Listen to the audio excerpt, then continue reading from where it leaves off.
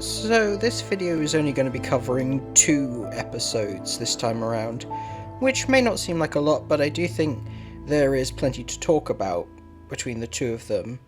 We start off with a relatively light, what I would call filler episode, which is often a major criticism of One Piece, the number of filler episodes that it has, and it feels like it drags on.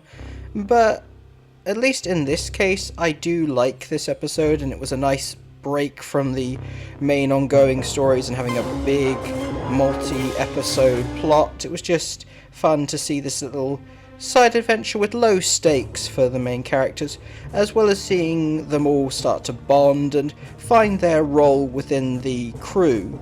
Obviously, Usopp, we get to see a little bit more of his gadgetry and being somewhat of the technician on the ship.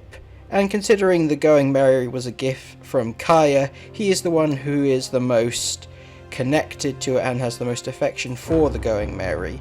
And it's cool to see him design the iconic Straw Hat Pirate flag. While this is a relatively light episode, there are some dark undertones to it.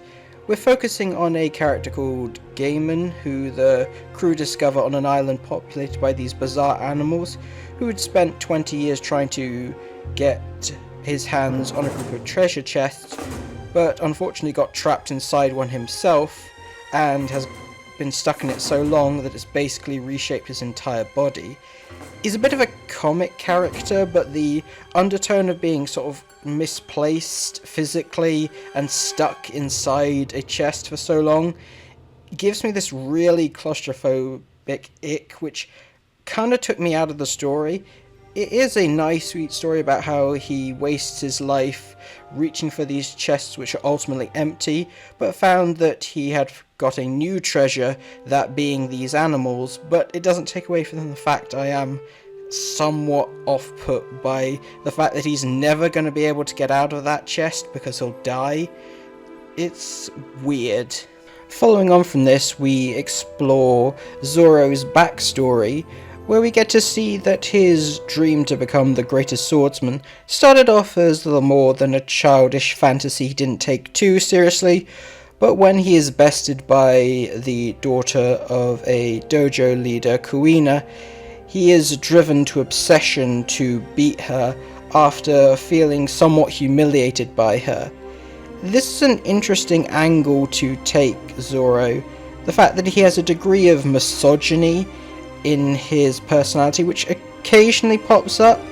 Sometimes I don't think it's explored in the best manner and is often treated as a bit of a dated joke, but here I think it's rather interesting that he has this very belittling view of Kuina because she's a girl, and this ultimately ends up being a major plot point when she discovers because of her gender she's not going to be allowed to inherit the dojo. This leads to a rather fascinating dynamic between the two of them because it's not a simple case of enemies to lovers. Hell, I don't even think they become friends by the end of their time together, but at the very least they develop some degree of respect. I find it particularly funny after she gives this very heartfelt speech about how her identity holds her back and prevents her from achieving her dreams, and he responds with the most selfishly driven motivational speech. If you're never going to become the greatest swordsman and you're miles better than me, what does that say about me? How do you think that makes me feel? And they both agree to make a pact that one of them will become the greatest swordsman by any means necessary. And while Zoro is very much pushing himself to finally beat her, tragedy strikes as she winds up accidentally dying quite young.